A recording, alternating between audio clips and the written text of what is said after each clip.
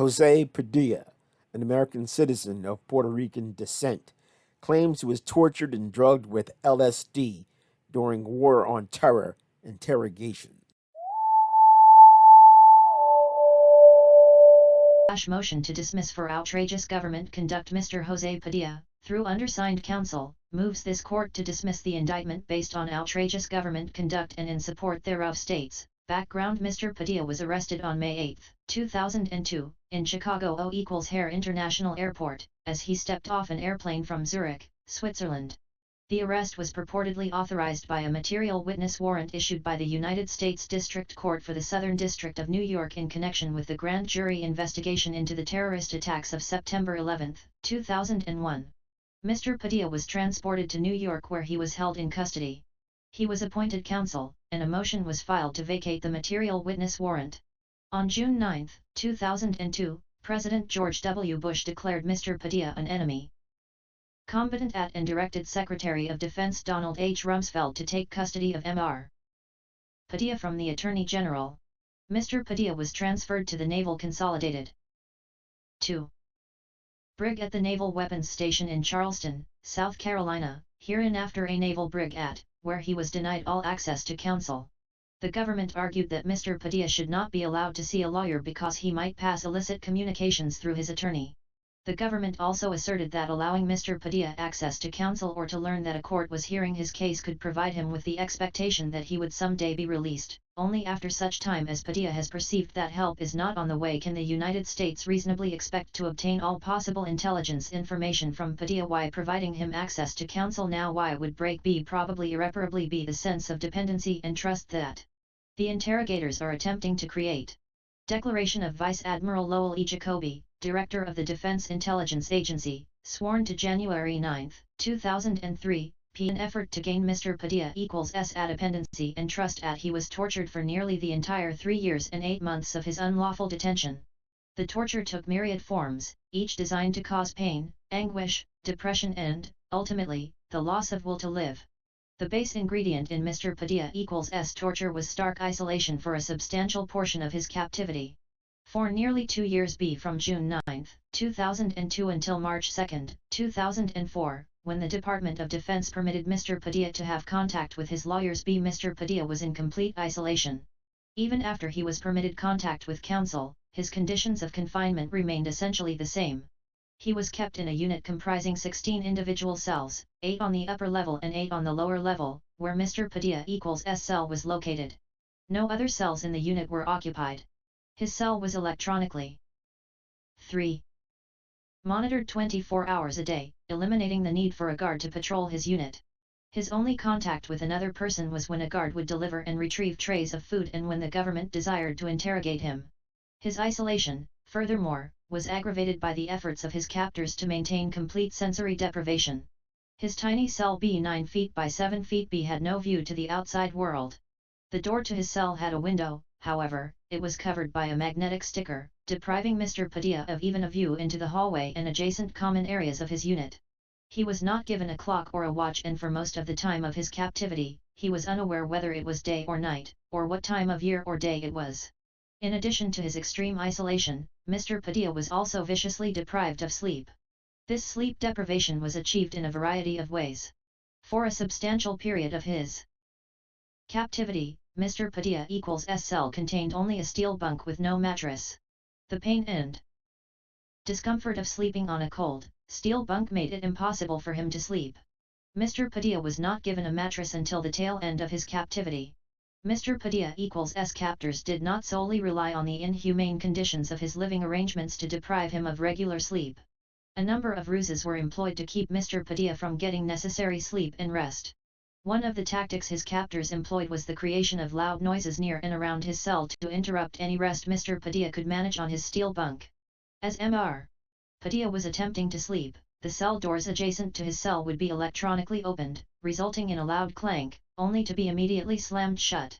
Other times, his captors would bang the walls and cell bars, creating loud startling noises. These disruptions would occur throughout the night and cease only in the morning, when Mr. Padilla =S interrogations would begin. 4. Efforts to manipulate Mr. Pidilla and break his will also took the form of the denial of the few benefits he possessed in his cell. For a long time Mr. Pidilla had no reading materials, access to any media, radio, or television, and the only thing he possessed in his room was a mirror. The mirror was abruptly taken away, leaving Mr. Pidilla with even less sensory stimulus. Also, at different points in his confinement Mr. Pidilla would be given some comforts, like a pillow or a sheet, only to have them taken away arbitrarily. He was never given any regular recreation time. Often, when he was brought outside for some exercise, it was done at night, depriving Mr. Pidilla of sunlight for many months at a time. The disorientation Mr. Pidilla experienced due to not seeing the sun and having no view on the outside world was exacerbated by his captor's practice of turning on extremely bright lights in his cell or imposing complete darkness for durations of 24 hours, or more. Mr. Padilla's dehumanization at the hands of his captors also took more sinister forms. Mr. Pidilla was often put in stress positions for hours at a time. He would be shackled and manacled, with a belly chain, for hours in his cell. Noxious fumes would be introduced to his room causing his eyes and nose to run. The temperature of his cell would be manipulated, making his cell extremely cold for long stretches of time. Mr. Pidilla was denied even the smallest, and most personal shreds of human dignity by being deprived of showering for weeks at a time, yet having to endure forced grooming at the whim of his captors. A substantial quantum of torture endured by Mr. Pidilla came at the hands of his interrogators. In an effort to disorient Mr. Pidilla, his captors would deceive him about his location and who his interrogators actually were. Mr. Pidilla was threatened with being forcibly removed from the United States to another country, including U.S. Naval Base at Guantanamo Bay, Cuba, where he was threatened his fate would be even worse than in 5. The naval brig. He was threatened with being cut with a knife and having alcohol poured on the wounds. He was also threatened with imminent execution. He was hooded and forced to stand in stress positions for long durations of time. He was forced to endure exceedingly long interrogation sessions, without adequate sleep, wherein he would be confronted with false information, scenarios, and documents to further disorient him. Often he had to endure multiple interrogators who would scream, shake, and otherwise assault Mr. Pidilla. Additionally, Mr. Pidilla was given drugs against his will, believed to be some form of lysergic acid diethylamide, LSD, or phencyclidine, PCP, to act as a sort of truth serum during his interrogations. Throughout most of the time Mr. Pidilla was held captive in the naval brig, he had no contact with the outside world. In March 2004, 1 year and 8 months after arriving in the naval brig, Mr. Pidilla was permitted his first contact with his attorneys. Even thereafter, although Mr. Pidilla had access to counsel, and thereby some contact with the outside world, those visits were extremely limited and restricted. Significantly though, it was not until Mr. Pidilla was permitted to visit with counsel that one of his attorneys, Andrew Patel, was able to provide Mr. Pidilla with a copy of the Cur-in. Up until that time, for a period of almost 2 years, Mr. Pidilla was the right to exercise his religious beliefs. The deprivations, physical abuse, and other forms of inhumane treatment visited upon Mr. Pidilla caused serious medical problems that were not adequately addressed. Apart from the psychological damage done to Mr. Pidilla, there were numerous health problems brought on by the conditions of his captivity. Mr. Pidilla frequently experienced cardiothoracic difficulties while sleeping, or attempting to fall asleep, including a heavy pressure on his chest and an inability to breathe or move his body. 6. In one incident Mr. Pidilla felt a burning sensation pulsing through his chest. He requested medical care but was given no relief. Toward the end of his captivity, Mr. Pidilla experienced swelling and pressure in his chest and arms. He was administered an electrocardiogram, and given medication. However, Mr. Pidilla ceased taking the medicine when it caused him respiratory congestion. Although Mr. Pidilla was given medication in this instance, he was often denied medication for pain relief. The strain brought on by being placed in stress positions caused Mr. Pidilla great discomfort and agony. Many times he requested some form of pain relief but was denied by the guards. The cause of some of the medical problems experienced by Mr. Pidilla is obvious. Being cramped in a tiny cell with little or no opportunity for recreation and enduring stress positions and shackling for hours caused great pain and discomfort. It is unclear, though, whether Mr. Padilla's cardiothoracic problems were a symptom of the stress he endured in captivity, or a side effect from one of the drugs involuntarily induced into Mr. Padilla's system in the naval brig. In either event, the strategically applied measures suffered by Mr. Pidilla at the hands of the government caused him both physical and psychological pain and agony. It is worth noting that throughout his captivity, none of the restrictive and inhumane conditions visited upon Mr. Pidilla were brought on by his behavior or by any actions on his part. There were no incidents of Mr. Pidilla violating any regulation of the naval brig or taking any aggressive action towards any of his captors. Mr. Pidilla has always been peaceful and compliant with his captors. He was, and remains to the time of this filing, docile and resigned be a model detainee. Mr. Pidilla also wants to make clear that the deprivation described above did abate somewhat once council began negotiating with the officials of the naval brig for the 7. Improvements of his conditions. Toward the end of Mr. Padilla's captivity in the naval brig he was provided reading materials and some other more humane treatment. However, despite some improvement in Mr. Padilla's living conditions, the interrogations and torture continued even after the visits with council commenced. In sum, many of the conditions Mr. Pidilla experienced were inhumane and caused him great physical and psychological pain and anguish. Other deprivations experienced by Mr. Pidilla, taken in isolation, are merely cruel and some, merely petty. However, it is important to recognize that all of the deprivations and assaults recounted above were employed in concert in a calculated manner to cause him maximum anguish. It is also extremely important to note that the torturous acts visited upon Mr. Pidilla were done over the course almost the entire 3 years and 7 months of his captivity in the naval brig. For most of 1,307 days, Mr. Pidilla was tortured by the United States government without cause or justification. Mr. Padilla's treatment at the hands of the United States government is shocking to even the most hardened conscience, and such outrageous conduct on the part of the government divests it of jurisdiction, under the Due Process Clause of the Fifth Amendment, to prosecute Mr. Pidilla in the instant matter. Argument A. Introduction A. Whoever fights monsters should see to it that in the process he does not become a monster. And when you look long into an abyss, the abyss also looks into you. At Friedrich Nietzsche, Beyond Good and Evil 89, Walter Kaufmann Trans, Vintage Books 1966, 1886. 8. In the instant motion Mr. Pidilla respectfully asserts that the charges against him should be dismissed by this court. In so urging, he is fully cognizant that motions to dismiss premised upon outrageous government conduct are rarely justified, and thus rarely granted.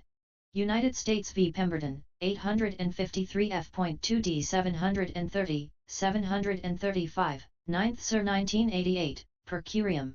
He is also aware that the relief he requests is extraordinary and the dismissal of his indictment would be seen in certain quarters as a calamity. However, Mr. Pidilla is steadfast in his assertion that in a nation of laws and of respect for the dignity of all persons, his prosecution is an abomination. The treatment of Mr. Pidilla, a natural-born citizen of the United States, is a blot on this nation's character, shameful in its disrespect for the rule of law, and should never be repeated. As such, the government myriad and sundry due process violations visited upon Mr. Pidilla have divested it of jurisdiction to prosecute him. In the instant matter, B. Outrageous government conduct. Mr. Pidilla seeks to dismiss the indictment lodged against him based on the government's outrageous conduct in bringing him to court. The doctrinal origins of this motion are found in the dicta of a decision authored by then-Justice Rehnquist. AWE may someday be presented with a situation in which the conduct of law enforcement agents is so outrageous that due process principles would absolutely bar the government from invoking judicial processes to obtain a conviction. Y. At United States v. Russell, 411 U.S. 423, 431-32, 1973. The Russell majority indicated that governmental conduct would be constitutionally impermissible only where it went beyond that fundamental fairness, shocking to the universal sense of justice mandated by the Due Process Clause of the Fifth Amendment at ID, quoting Kinsella v. United States ex rel. Singleton, 361 U.S. 234, 246, 1960. 9.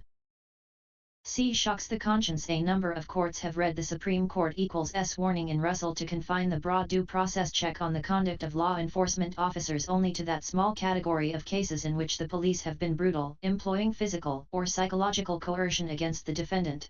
See United States v. Kelly, 707 F.2d 1460, 1476 N.13, D.C. Sir 1983, per curiam, citing cases, reversing district court dismissal for outrageous conduct in government sting of public officials. This articulation of what constitutes outrageous government behavior relies on the Russell Court equals S citation to Rochin v. California, 342 U.S. 165, 1952, as an example of the type of government activity that would so shock the conscience that it would violate due process. 411 U.S. at 432. In Rochin, police officers broke into the defendant equals S bedroom and unsuccessfully attempted to prevent the defendant from swallowing contraband drug capsules. The police took the defendant to the hospital where doctors forcibly pumped his stomach to retrieve the capsules.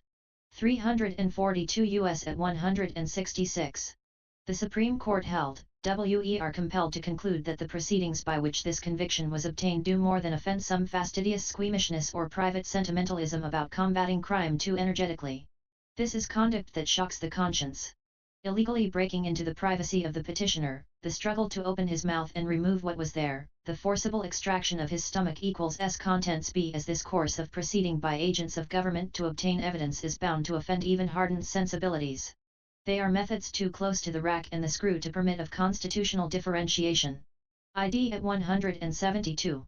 The Supreme Court has consistently held that due process is offended when government conduct is so egregious that it shocks the conscience and violates the adsencies of civilized conduct at County of Sacramento v. Lewis, 523 U.S. 833, 846, 1998.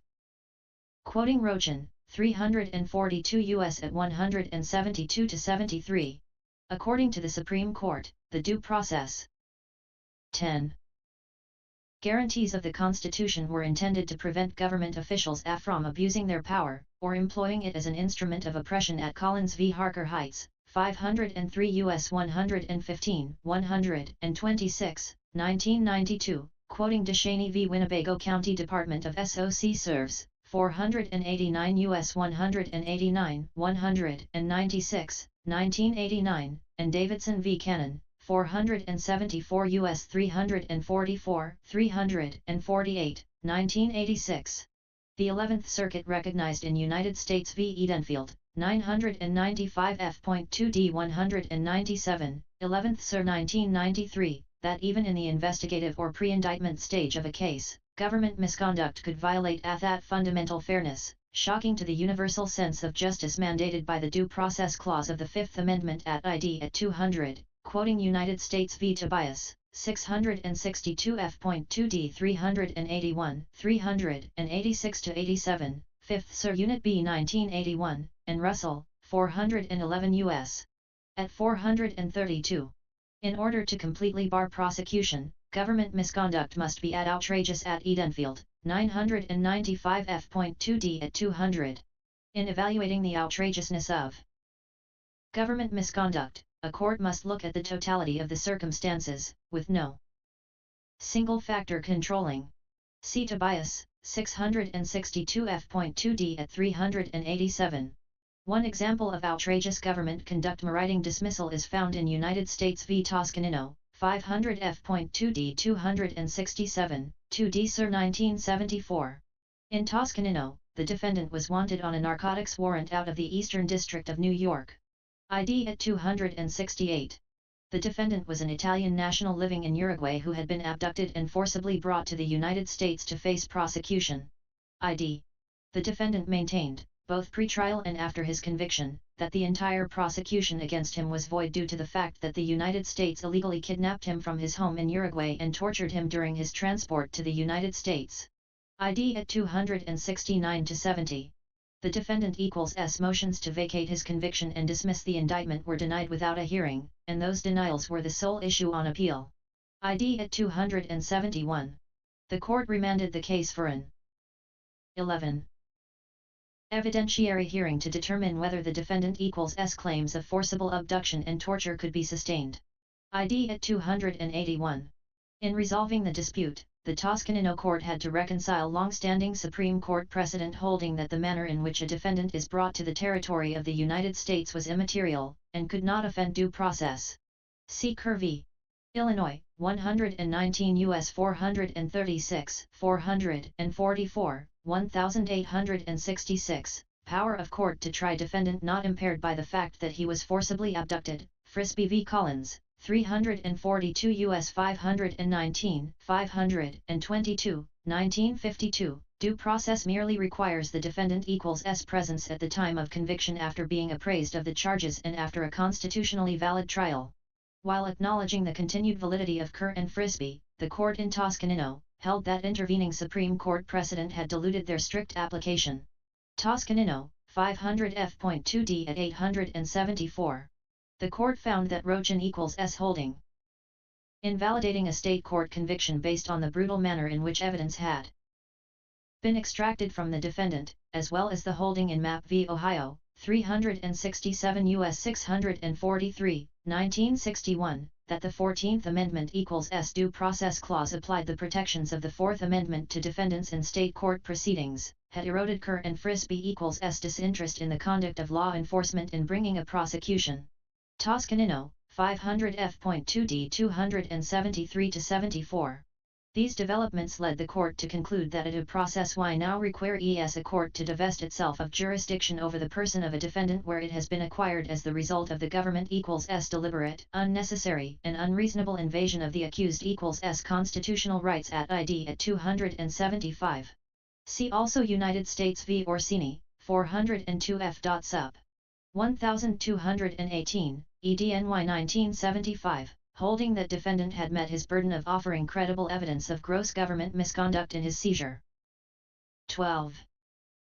In ruling that the defendant equals S allegations of outrageous government conduct, if sustained on remand, should result in the dismissal of the indictment, the court in Toscanino noted that in many cases involving due process violations center on unlawful government acquisition of evidence and that, in those instances, the proper remedy would be the exclusion of the tainted evidence. ID. However, it noted that where suppression of the evidence would not suffice, the indictment should be dismissed so that the government would not benefit from its illegal conduct. ID, citing one Sun v. United States, 371 U.S. 471, 488, 1963. Similarly, in the instant matter, the government has averred that it will not seek to introduce any evidence obtained from Mr. Pidilla during his captivity in the naval brig. However, that remedy is clearly inadequate to make whole the prejudice suffered by Mr. Pidilla at the hands of the government equals S gross misconduct. D. Torture shocks the conscience. While the precise contours of what shocks the conscience can be difficult to delineate with certainty, there can be little doubt that the deliberate and repeated torture of an individual over the course of almost 4 years should and does shock even the most calloused conscience.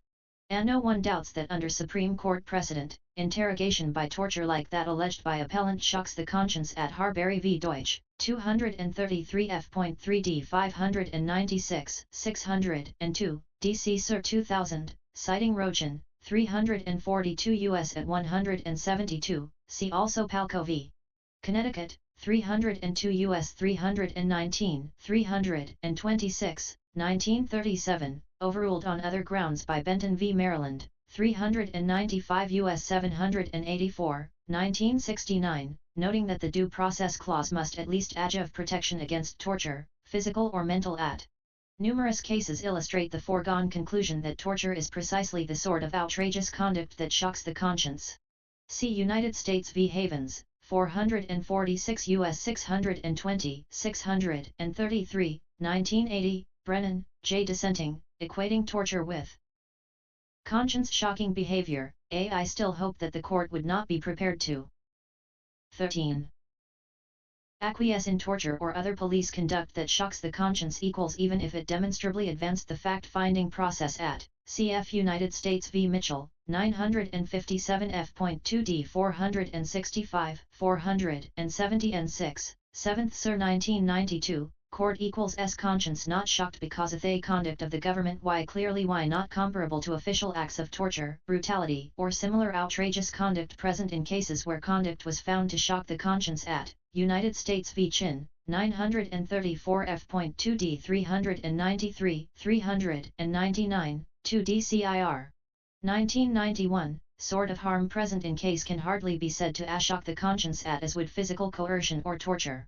As stated recently by Judge Lee of the Eastern District of Virginia, torture is inimical to our system of justice and the judiciary should be a bulwark against the stain of torture in our criminal justice system. The court would like to make a very clear statement that torture of any kind is legally and morally unacceptable, and that the judicial system of the United States will not permit the taint of torture in its judiciary proceedings. This court takes very seriously its solemn duty and unwavering responsibility to ensure that the human rights guarantees of the United States Constitution and of those international documents on human rights to which the United States is a signatory are upheld in word, deed, and spirit. United States v. Abu Ali, 395 F. Sup. 2D 338, 379, E.D. Virginia 2005. While one can quibble about what behavior shocks the conscience, it is beyond debate that conduct amounting to torture clearly does so. Torture. The definition of torture is somewhat elusive in that there is often disagreement as to what conduct reaches the level of torture as compared with that of more generalized abuse. See Jeremy Waldron, Torture and Positive Law, Jurisprudence for the White House, 105 column. L. Revelation 1681, 1695-96, 2005, discussing disparate views of conduct in Abu Ghraib and general difficulty in pinning down objective criteria defining torture. Nevertheless, there are a number of sources supplying a definition of torture relevant to the consideration. 14. Of the instant motion. For instance, Congress has criminalized the commission of torture in several statutes. 18 U.S.C. 2340, et sec. In those statutes, torture is defined as 1. A torture act means an act committed by a person acting under the color of law specifically intended to inflict severe physical or mental pain or suffering, other than pain or suffering incidental to lawful sanctions, upon another person within his custody or physical control. 2. A severe mental pain or suffering act means the prolonged mental harm caused by or resulting from a. The intentional infliction or threatened infliction of severe physical pain or suffering, b. The administration or application, or threatened administration or application, of mind-altering substances or other procedures calculated to disrupt profoundly the senses or the personality, c. The threat of imminent death, or d. The threat that another person will imminently be subjected to death, severe physical pain or suffering, or the administration or application of mind-altering substances or other procedures calculated to disrupt profoundly the senses or personality, and 3. A United States Act means the several states of the United States, the District of Columbia, and the Commonwealths, territories, and possessions of the United States. 18 U.S.C. 2340. The United States has also entered into international agreements prohibiting torture. For instance, in 1984 the United Nations General Assembly adopted by consensus the International Convention Against Torture and Other Cruel, Inhuman, or Degrading Treatment or Punishment, hereinafter ACAT at December 10, 1984, S. Treaty Document No. 100-20. 1988, 1465 UNTS 113. Torture is defined in Article 1 of the CAT as follows. Any act by which severe pain or suffering, whether physical or mental, is intentionally inflicted on a person for such purposes as obtaining from him or a third person information or a confession, punishing him for an act he or a third person has committed or is suspected of having committed, or intimidating or coercing him or a third person, or for any reason based on discrimination of any kind, when such pain or suffering is inflicted by or at the instigation of or with the consent or acquiescence of a public official or other person acting in an official capacity. It does not include pain or suffering arising only from, inherent in, or incidental to lawful sanctions. 15. The United States Senate ratified the CAT subject to certain stated understandings which include the following with respect to the meaning of torture. 1. A. That with reference to Article 1 of the CAT, the United States understands that, in order to constitute torture, an act must be specifically intended to inflict severe physical or mental pain or suffering, and that mental pain or suffering refers to prolonged mental harm caused by or resulting from 1. The intentional infliction or threatened infliction of severe physical pain or suffering, 2. The administration or application, or threatened administration or application, of mind-altering substances or other procedures calculated to disrupt profoundly the senses or the personality, 3. The threat of imminent death, or 4. The threat that another person will imminently be subject to death, severe physical pain or suffering, or the administration or application of mind-altering substances or other procedures calculated to disrupt profoundly the senses or personality. B. That the United States understands that the definition of torture in Article 1 is intended to apply only to acts directed against persons in the offender equals S custody or physical control. Senate Resolution of Ratification of the Convention Against Torture, 136 CONG Rec. 36192, 36198, 1990. Obviously, these elaborations on the CAT equals S definition of torture track the definition of torture found in 18 U.S.C. 2340. Distilling these definitions, there is broad agreement that, at the very least, intentionally inflicting mental or physical pain is considered torture. This is particularly true if that infliction of pain is continued over a prolonged period of time. Perhaps more obvious is the fact that the threat of imminent death would clearly be torture. The United States Criminal Code also considers it torturous to administer or threaten to administer mind-altering substances or other procedures calculated to disrupt profoundly the senses or the personality. This prohibition is also found in the Senate equals S elaborations of the CAT equals S definition of torture. As such, although there can be differences of opinion regarding the precise contours of torture, our nation equals S laws, as well as common sense, can cabin certain conduct all but the most oblivious would consider torture. 16. F. Mr. Pidilla was tortured. Mr. Pidilla equals S assertion that he was tortured is, by any definition, unassailable. Through a substantial portion of his detention in the naval brig, Mr. Pidilla was subjected to prolonged and substantial physical and mental pain. He was assaulted, threatened with imminent death, and subjected to myriad other deprivations during his captivity at the naval brig. He was drugged and subjected to cruel interrogations. However, the most painful and damaging form of torture experienced by Mr. Pidilla was the extreme isolation he was subject to, aggravated by the deprivation of sensory stimuli and sleep. Extended periods of solitary confinement are the most severe deprivation of liberty b short of the death penalty b that the government can impose. More than a century ago, the Supreme Court recognized the extreme implications that accompany solitary confinement. In considering a habeas corpus action by a prisoner sentenced to death, the court held that the Colorado State Court had violated the ex post facto clause when it ordered the imposition of solitary confinement on the petitioner pending the death sentence because the enacting legislation enabling the imposition of solitary confinement was passed after the criminal act was committed.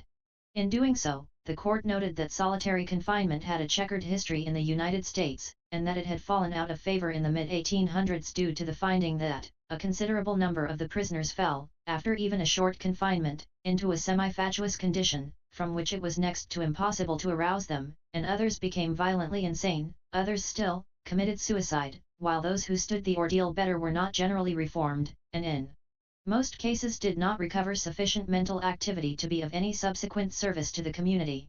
In Re Medley, 134 U.S. 160, 168-70, 1890. Modern medical and scientific research confirms the Supreme Court equals S turn of the century observation that solitary confinement can result in severe psychiatric harm. 17. Social science and clinical literature have consistently reported that when human beings are subjected to social isolation and reduced environmental stimulation, they may deteriorate mentally and in some cases develop psychiatric disturbances. These include perceptual distortions, hallucinations, hyperresponsivity to external stimuli, aggressive fantasies, overt paranoia, inability to concentrate, and problems with impulse control. This response has been observed not only in the extreme case where a subject in a clinical setting is completely isolated in a dark soundproofed room or immersed in water, but in a variety of other contexts. For example, similar effects have been observed in hostages, prisoners of war, patients undergoing long-term immobilization in a hospital, and pilots flying long solo flights.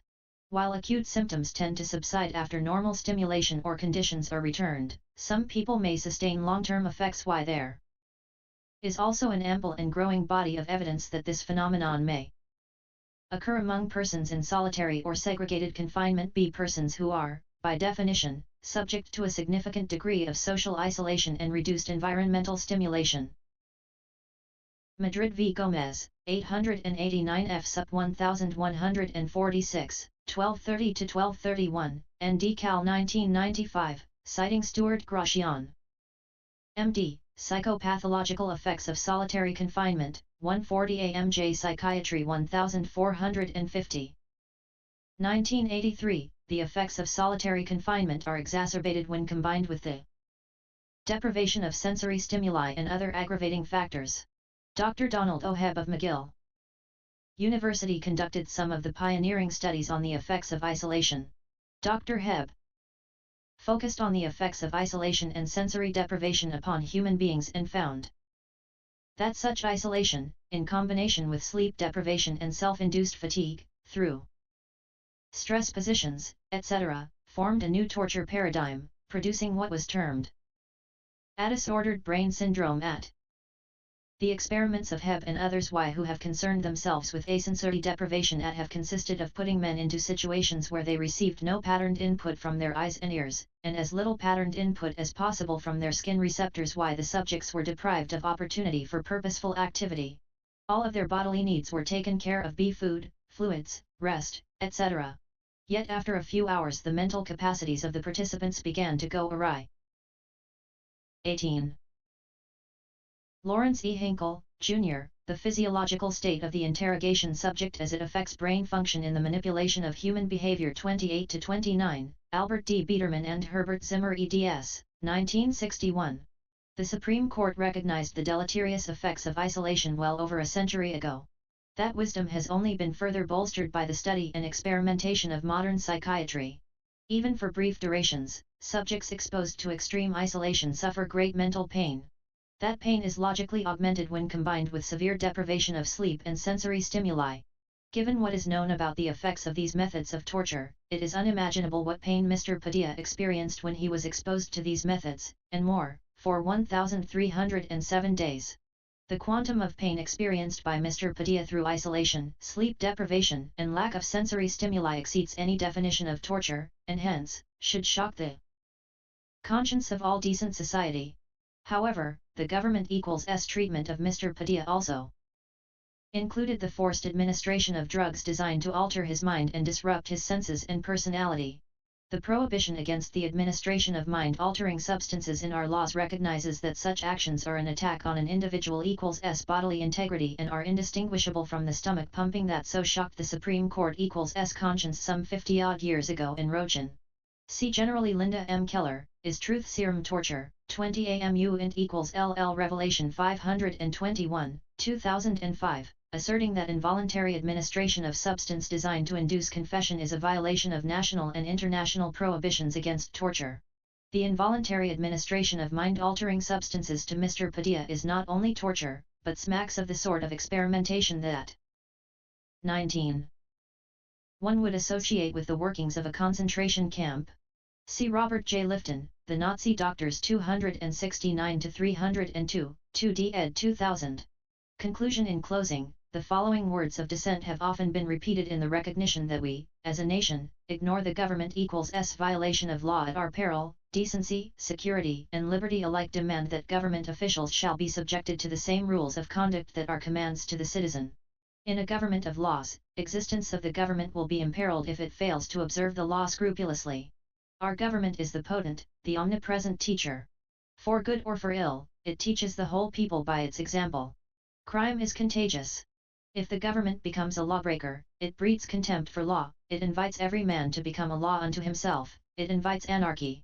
To declare that in the administration of the criminal law the end justifies the means be to declare that the government may commit crimes in order to secure the conviction of a private criminal would bring terrible retribution. Against that pernicious doctrine this court should resolutely set its face. Olmsted v. United States, 277 U.S. 438, 485, 1928, Brandeis, J., dissenting. In defending this nation against the threat of terrorism, it is neither necessary nor proper for our government to abandon the bedrock principles upon which this nation was founded. All that is sacred in our national life is secured by the promise that this is a nation of laws and not of men. It cannot be disputed that Mr. Pidilla was tortured for a period of over 3 years. The pain and anguish visited upon Mr. Pidilla will continue to haunt him for the remainder of his life. The government equals S conduct vis-a-vis Mr. Pidilla is a stain on this nation equals S character, and through its illegal conduct, the government has forfeited its right to prosecute Mr. Pidilla in the instant matter. Mr. Pidilla respectfully requests that this court dismiss the indictment against him for the government equals S outrageous conduct and requests a hearing on this motion. Respectfully submitted. 20. Michael Caruso, Acting Federal Public Defender. By Michael Caruso, Acting Federal Public Defender, Florida Bar No. 005-1993. Anthony J. Natali, Supervisory Assistant Federal Defender, Florida Bar No. 296627. Orlando Ducampo, Supervisory Assistant Federal Defender, Florida Bar No. 156582. 150 West Flagler, Suite 1700, Miami, Florida 33130. Tel/fax 305-537,305-536-4559. Andrew G. Patel, ESQ 111 Broadway, Suite 1305, New York, New York 10006. Tel/fax 212-349-0230/346-4665. Certificate of Service. I hereby certify that a true and correct copy of the foregoing instrument was delivered by U.S. mail this 4th day of October, 2006 to those individuals on the attached service list. Orlando Ducampo.